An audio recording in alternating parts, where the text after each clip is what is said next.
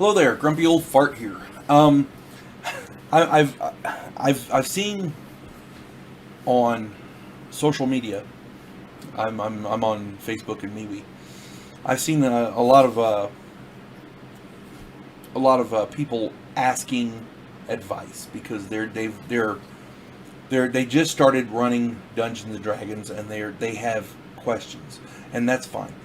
Uh, Anytime you have a question asked, there's got a lot of people out there with a lot of experience, and you're going to get probably a lot of different answers, but you're also going to get most of them as good answers.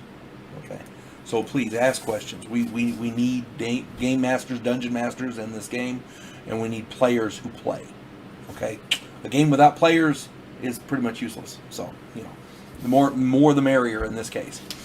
So what I try to do is I've been playing this game for a long time, over 40 years. I've been running it for over 40 years.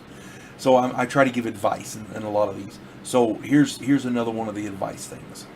This is on the free market, and I talk about this a lot in my political videos, but it translates to Dungeons and Dragons as well.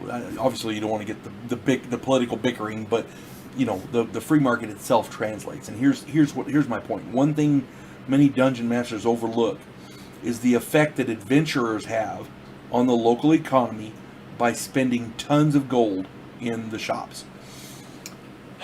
The economy of a set area is pretty stable. It could be a great economy, a crappy economy, whatever. But it's pretty stable wherever it is. Okay.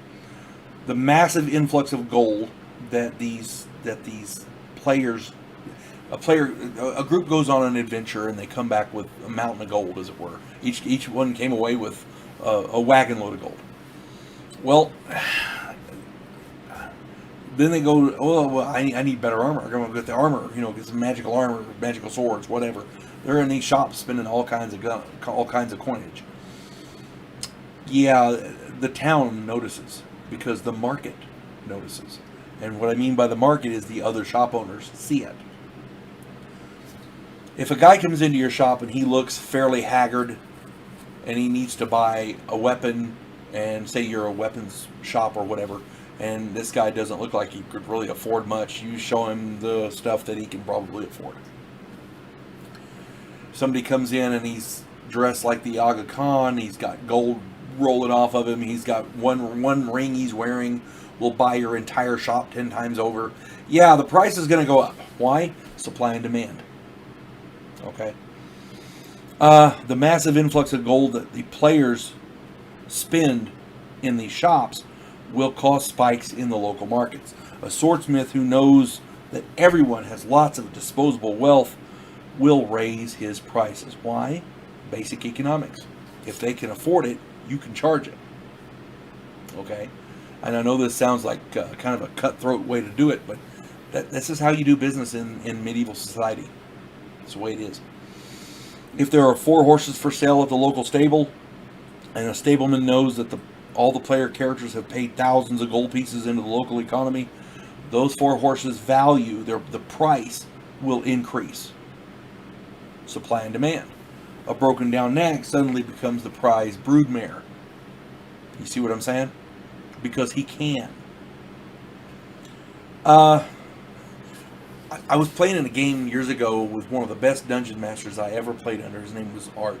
Great guy. Art was one of those guys who could sit down for a month and design a campaign that your group could play, and it would take years to play it. Okay. I wish I could still play with him. I don't know where he is. My point is, I lost track of him years ago. I was in the Air Force when I played with him, so I kind of lost contact with him. But the point I'm getting at is, this guy ran a really great game. And he made, it wasn't a mistake because he had planned it, but what happened was, in the course of the game, we were underground in a dungeon crawl, and we found a vein of mithril. For those of you who don't know what mithril is, watch Lord of the Rings. Mithril is a naturally mystical metal. It grants a +4 in game terms. It grants a +4 naturally without any magic applied to it. And plus it holds enchantments well. So everybody in the group was mining mithril. We didn't go any further, we just mined mithril. we came out with so much mithril that we were taking the mithril back and paying. We were getting stuff forged for us, armor, weapons, and blah blah blah blah, and we were paying for it in mithril. So this town, which by the way, their economy wasn't that great, suddenly went on the mithril standard. People were walking around with mithril belt buckles and mithril this and mithril that because they had so much mithril coming out of their ears. And mithril is very expensive, so it translated to a boost for the local economy. Unfortunately, then it cost a room for the night that usually costs a silver piece was costing 8 or 10 gold.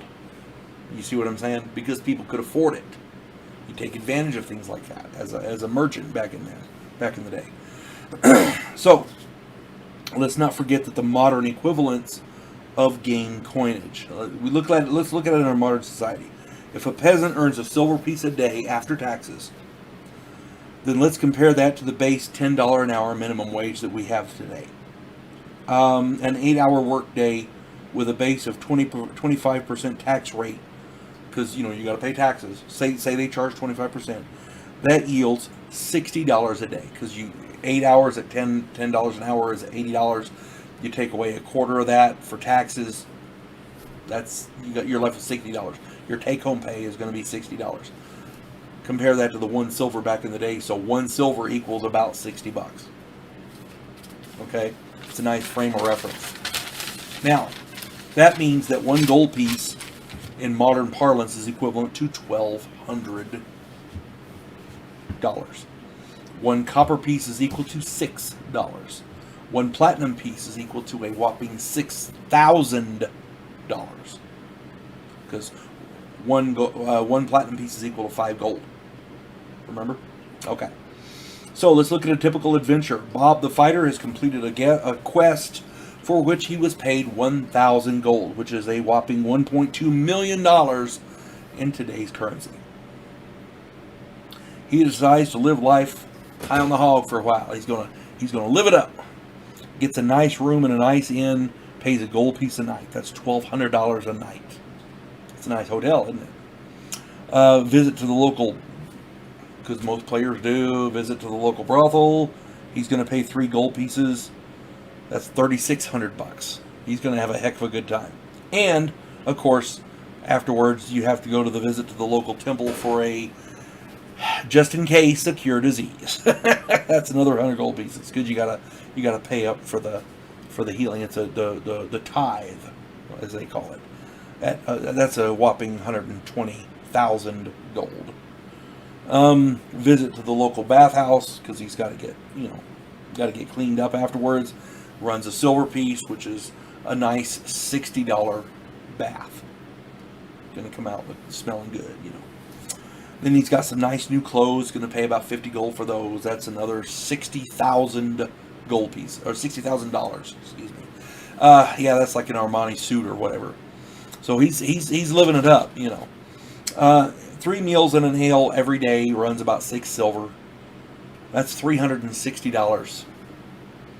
So after a week of this pampering, he has spent 202 gold pieces and 1 silver piece, which is a whopping grand total of $242,460 in modern currency. Yeah. So when you get a player that tips a gold piece, he really likes to tip. Just saying. What do you think that is going to do to the local economy? Somebody spending that much money in the local economy? Yeah. That's going to generate some stuff. The other end of that scale is poverty. If the local economy is so poor that the peasants make only a copper piece a day, which,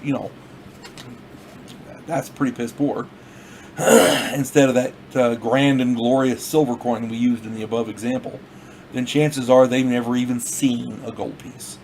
And a platinum piece is literally unheard of. They wouldn't even know what platinum is. If the economy is that bad, they've never seen a gold piece and they don't know what a platinum piece is. They've heard of gold, they've never seen it. They've never even heard of platinum. A swordsmith charging 10 gold pieces for a sword in that economy is going to retain that sword for quite a while, because nobody can afford to buy it. The free market dictates he lower the price or export the item to another city where people can afford that grand purchase, the grandiose price. All of these factors can affect your players in the game. Why are people so poor? Is the ruler an oppressive tyrant? Who taxes them into oblivion? Perhaps someone should overthrow him. You see, all of this creates opportunities for adventure for players.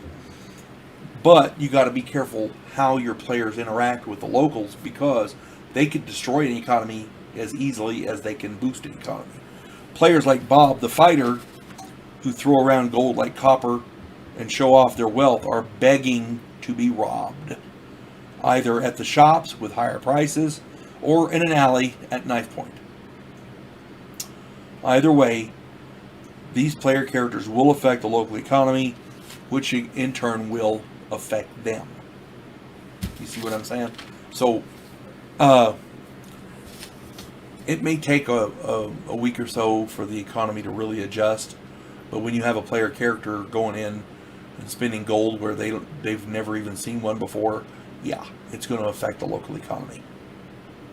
All that being said, remember, the whole point is to have fun. You got to have fun playing these games. If your players aren't having fun as the dungeon master, you're doing something wrong. It's better to understand not only the rules of the game, but how economies work, how the governments work, the ins and outs of the different fees and excises and tolls, that kind of thing. So when you get the opportunity to do a little bit of research, it'll help you out in the long run, I promise.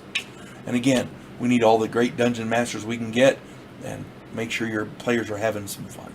You folks have a good day. God bless one and all.